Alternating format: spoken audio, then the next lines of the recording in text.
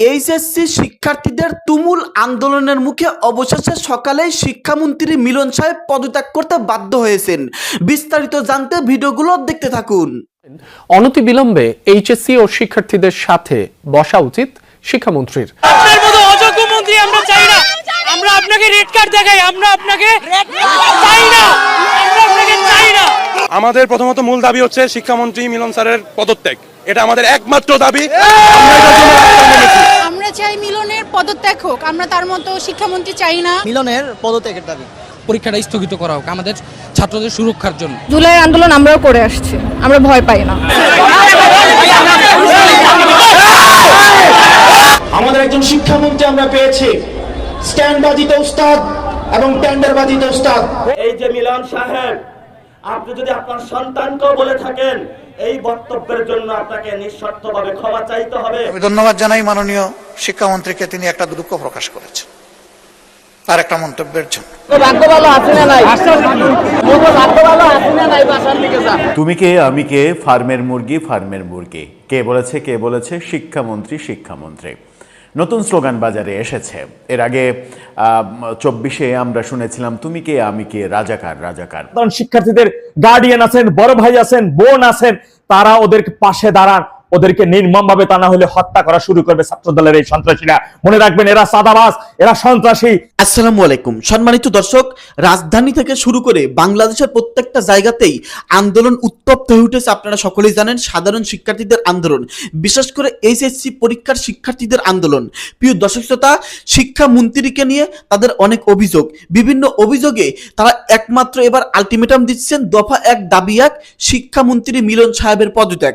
দর্শক শ্রোতা, শিক্ষার্থীদের একটাই দাবি যে শিক্ষামন্ত্রীকে পদত্যাগ করতে হবে। দর্শক, পুরো রাজধানী উত্তপ্ত হয়ে উঠেছে এবং শিক্ষামন্ত্রীর গদি সহ নাড়তাছে। অবশেষে শিক্ষার্থীদের তোপের মুখে শিক্ষামন্ত্রী পদত্যাগ করতে বাধ্য হচ্ছে।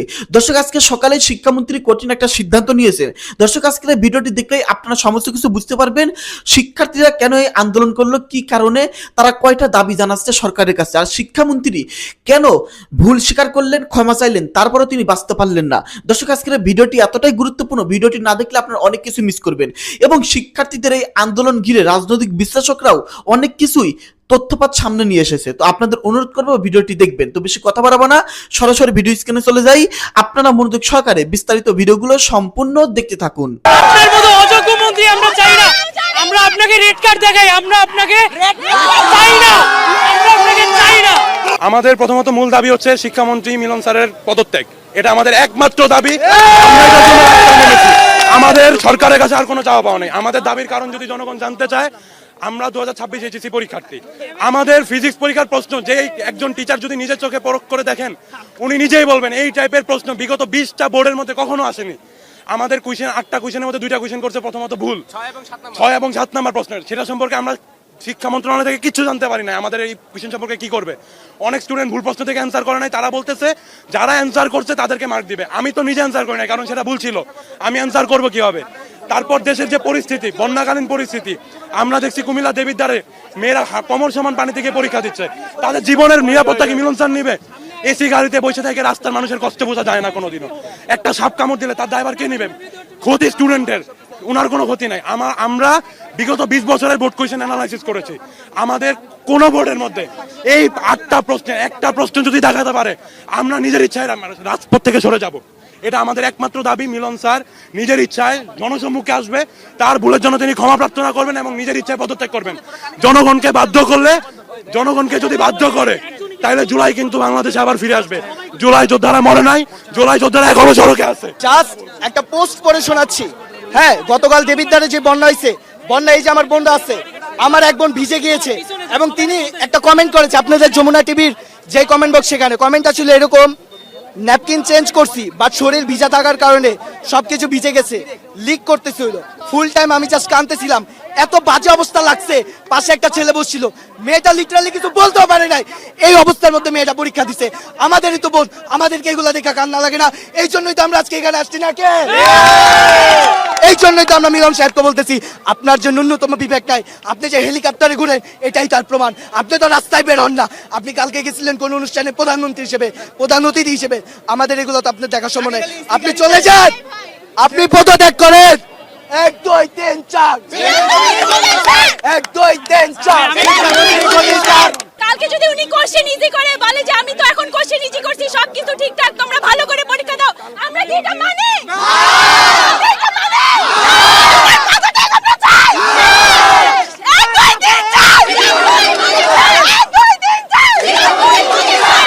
আমাদের ফিজিক্স দ্বিতীয় বছর পরীক্ষা, কিন্তু আমরা আজকে এখানে উপস্থিত হয়েছি, আমরা বাধ্য হয়ে আমরা এখানে আসছি। আপনি গতকালের পরিস্থিতি যদি দেখেন, বাংলাদেশে বন্যায় বিভিন্ন এলাকা প্লাবিত হয়েছে, মেয়েরা বুক পর্যন্ত পানি নিয়ে তারা এক্সাম হলে যাচ্ছে কষ্ট করে। একটা ছেলে দেখলাম ম্যানহোলের মধ্যে পড়ে গেছে, তার ফাইল অ্যাডমিট কার্ড সব ভিজে গেছে। মিলন স্যারের চোখে কি এগুলো যায় না? এখন আমাদের আজকে এখানে আসার একটাই উদ্দেশ্য, যে আমরা মিলন স্যারের উদ্দেশ্যে একটাই বলতে চাই যে স্যার যদি আপনি সবকিছু সামলাইতে না পারেন, স্যার আপনি আজকে মন্ত্রণালয় ত্যাগ করেন। আমরা আপনার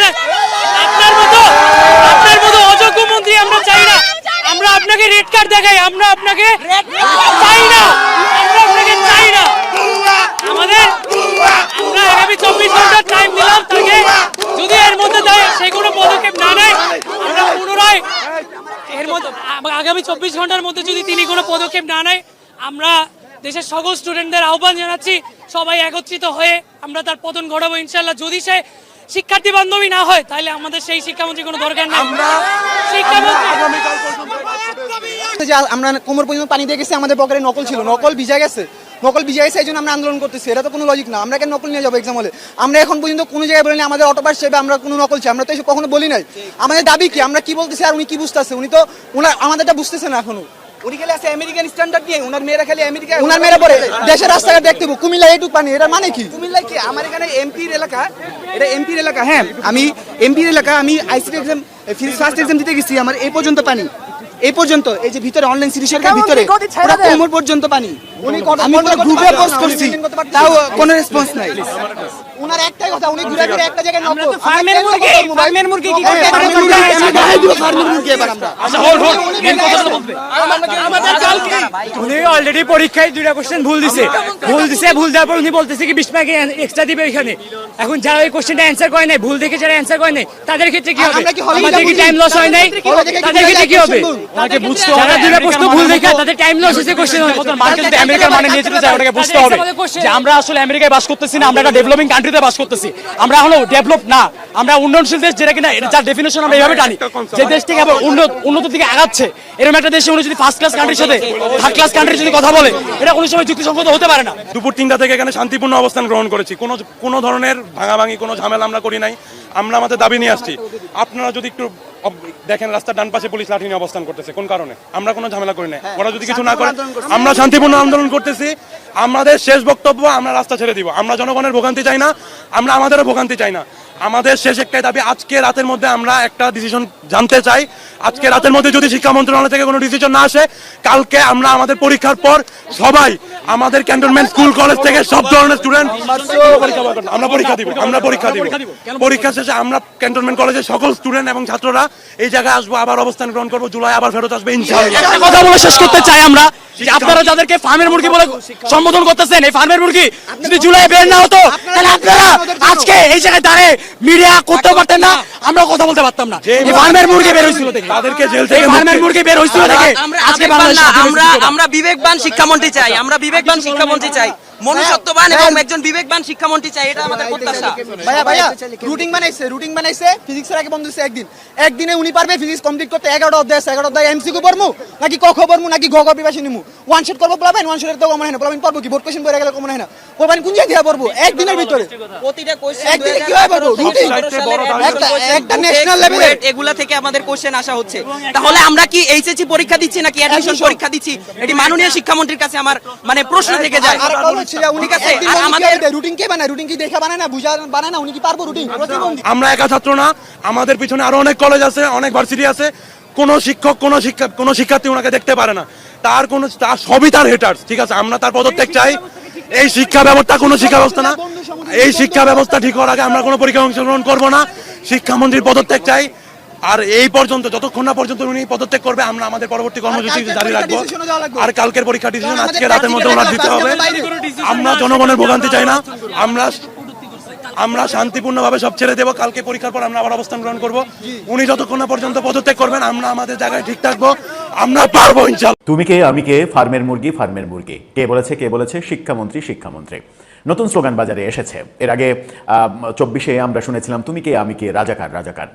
তবে একটা কথা বলা যায় যে ওই রাজাকার ওটার চাইতে এটা অনেক বেশি সম্মানজনক স্লোগান।